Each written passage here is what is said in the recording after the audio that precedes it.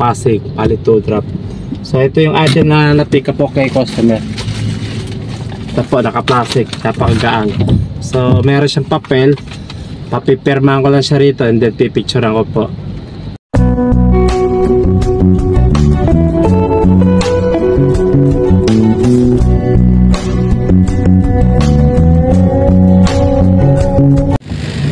Okay guys, magandang hapon po sa inyo lahat. Time check, 1:42 ng hapon. Bali may na-pick up po akong may na-accept po akong booking ngayong araw na to. Bali ito yung first booking ko rito sa Transportify na na-accept. Diretso sa 184 Ortigas Avenue West. Yan. Late na kasi lumabas o bumiyahe. Bali narito ako ngayon sa kahabaan ng Extension Ortigas Avenue. Ngayon tapat mismo ng Green Hills. Pagkaraan ng 1.9 kilometro. Kumanan sa N. Domingo.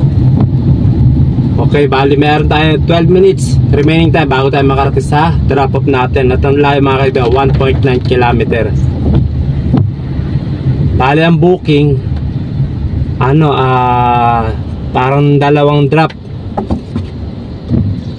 Na-pick up ko sa may Pasig and then ang first drop ko dito sa may Gilmore. Kaya sakop po na po siya na Quezon City na yata yun.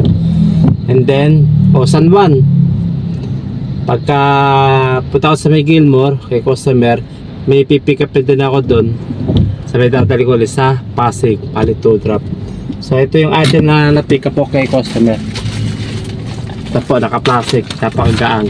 So meron siyang papel, papipirmahan ko lang siya rito and then pipicturean ko po.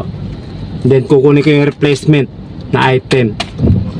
Then babalik ko lang ako sa pinag-pick up ako kay customer. So napakagaan naman po yan. Nakita nyo naman, pinitpit ko lang, kinuha ko lang, binuhat ko lang, diba?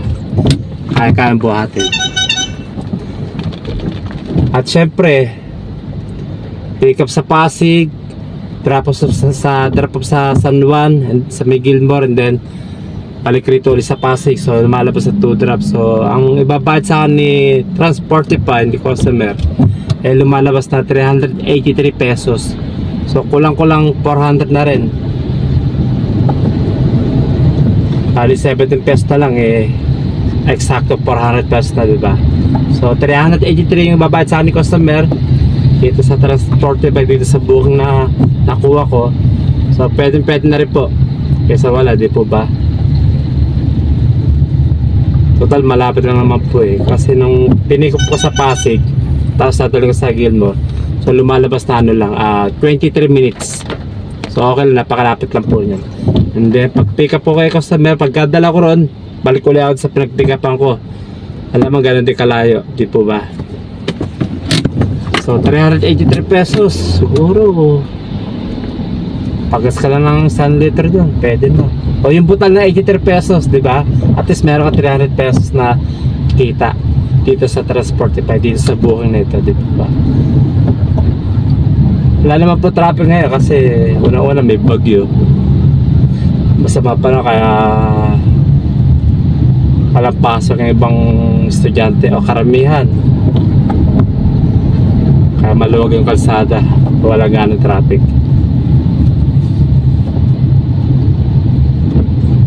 Okay mga kaibigan, yun lang po. Bali dito sa Transportify, tsaga lang po, kikita rin po tayo ng maganda rito.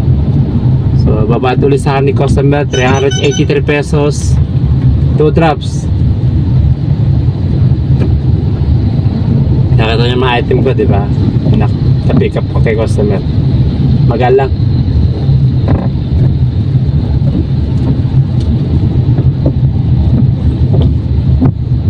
Stop tayo, intersection.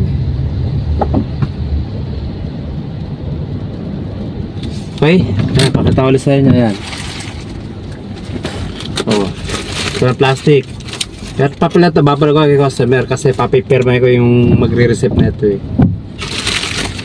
Galang. God bless po sa inyo lahat. Keep safe and keep on driving.